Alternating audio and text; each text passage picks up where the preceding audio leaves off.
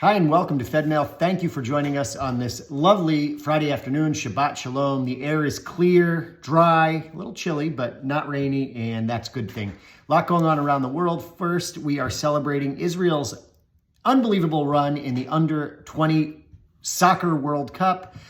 They played really well, making it all the way to the semifinals where they lost to Uruguay, but everyone was really excited to celebrate the success of the team. So congratulations, a hearty mazel tov to the Israel Under-20 soccer team.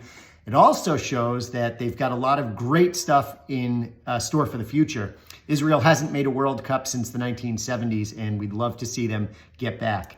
Also, unfortunate news, Iran and Saudi Arabia continue their rapprochement, continuing to build relations. Iran is now announcing that they will be building an embassy in Saudi Arabia, which really comes after decades of hostility between the two countries. And Israel had been seeking a closer alliance with Saudi Arabia to limit the Iranian threat. And so this is not good news, to say the least. Also, there was a new discovery of another Iranian nuclear facility, this time even further inside of a mountain. They've been building underground facilities on within mountains of Iran over the past decade or longer. This one appears to be so deep that even the best underground, massive penetrating ordnance, and there's I can't remember what the acronym is for that, but they have these ground-penetrating missiles that are they're like bunker busters, but apparently this particular facility is so far underground that even the best of those types of rockets would be unable to reach that, which poses some very severe concerns for Israel.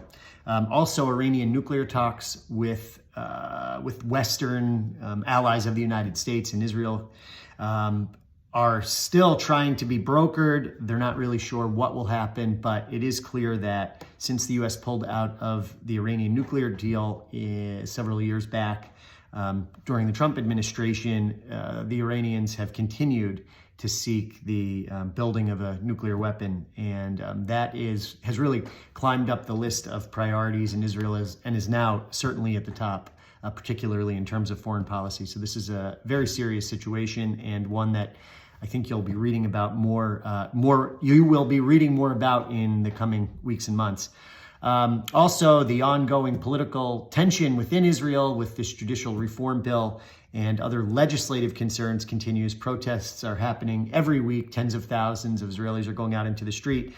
Recently, in our own region near Barkat, the Minister of Economy and former mayor of Jerusalem, who is a very popular politician, part of the coalition government, was speaking in Boston, invited to an Israel at 75 event by the Israeli consulate in Boston, and protesters were there. One protester got through the lines, was taken down by near Barkat security, and ultimately his speaking engagement was canceled later that evening. Last night, there was an Israel at 75 event hosted by the consulate that I attended in Wellesley, and again, the keynote speaker was supposed to be near Barkat, and he did not attend, canceled it.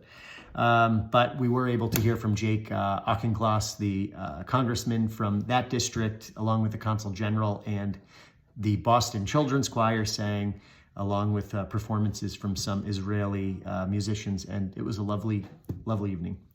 I also want to let you know of a few things coming up in our community over the next several days. First of all, this weekend, the Dartmouth Sound Archive is going to be giving a presentation under the guise of the Jewish Historical Society of Central Mass. It's going to be held at Shara Torah. Don't miss this one. Really interesting.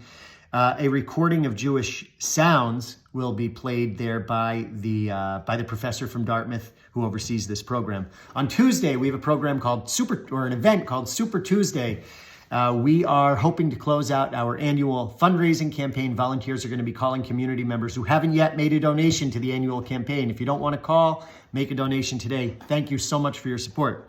Also, we have the Woo Sox game coming up on the 25th. How could I have forgotten that? Make sure to buy your tickets for the Jewish Heritage Day at the Woo Sox.